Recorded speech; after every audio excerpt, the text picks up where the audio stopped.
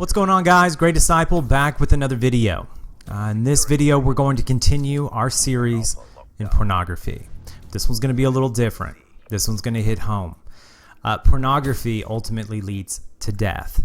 And I know you guys are shaking your head, but I got something to show you. It's probably one of the most famous interviews ever conducted. It's when Dr. James Dobson sat down with Ted Bundy years ago before Ted Bundy was about to be executed. Ted Bundy refused to talk with anybody. He requested Dr. James Dobson come in, and this is the interview, or at least a segment of the interview that transpired.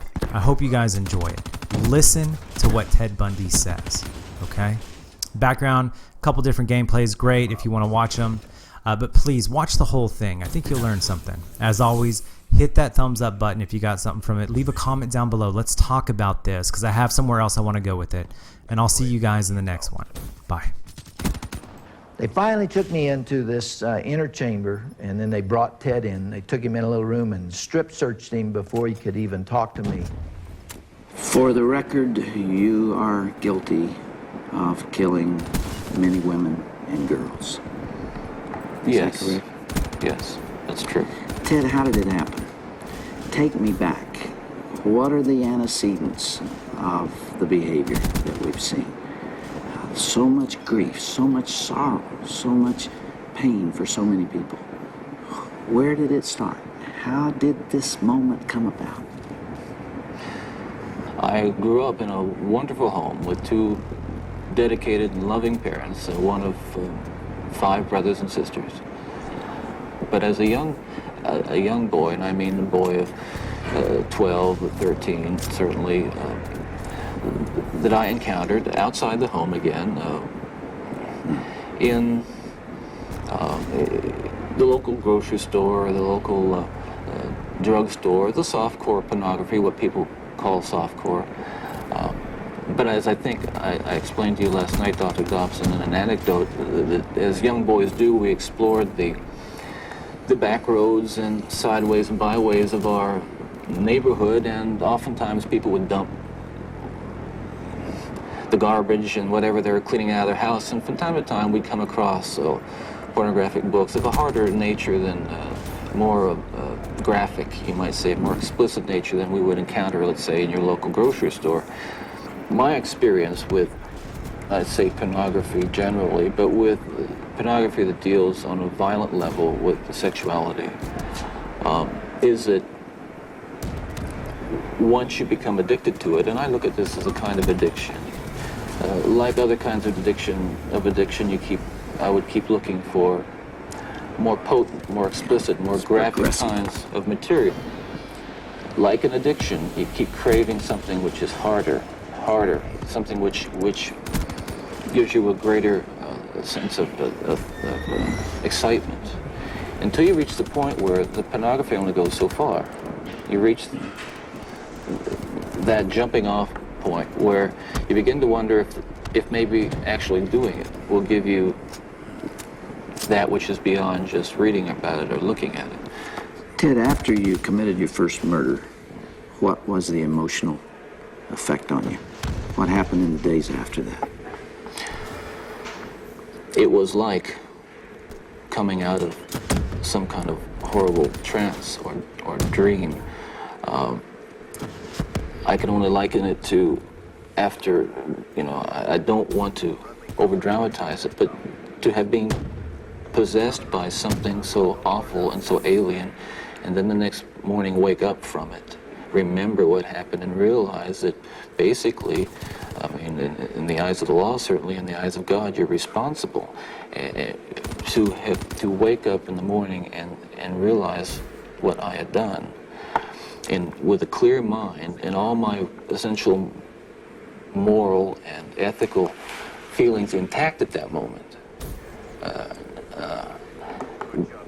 absolutely horrified that I was capable of doing something like that. You really hadn't known that before? Basically, I was a normal person.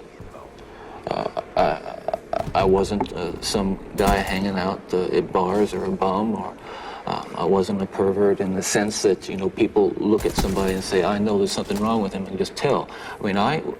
I was essentially a normal person. I had good friends. I led a normal life, except for this one small but very potent and very destructive segment of it that I kept very secret, very close to myself, and didn't let anybody know about it.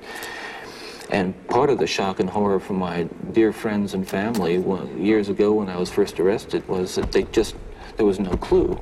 They looked at me and they looked at the all-American boy. And I mean, I wasn't perfect, but I want to be quite candid with you. I was okay.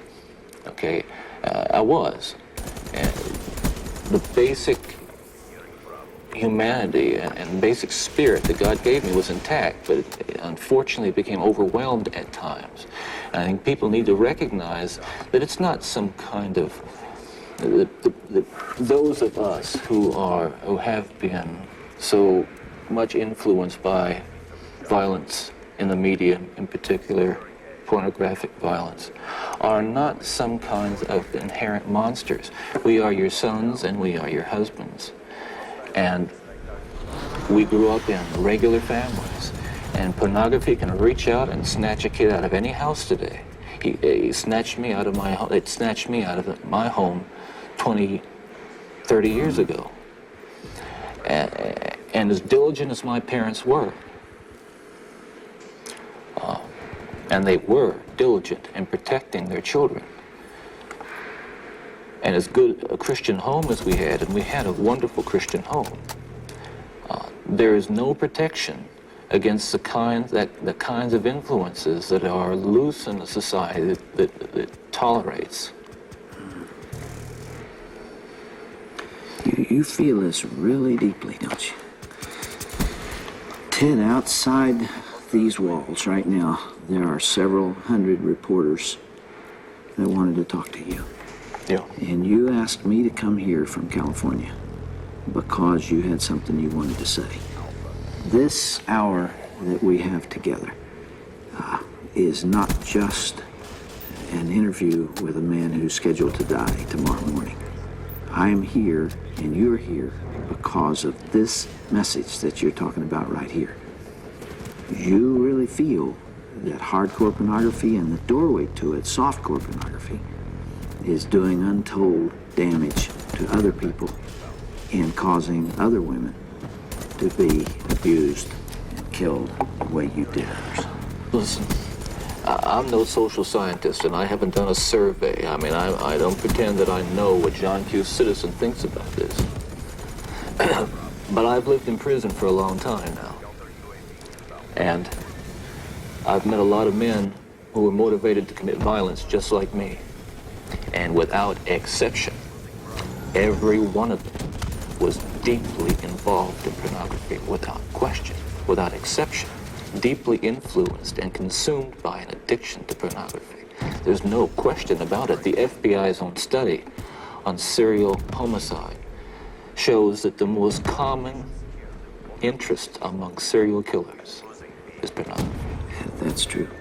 And it's real. It's true. Ted, what would your life have been like without that influence?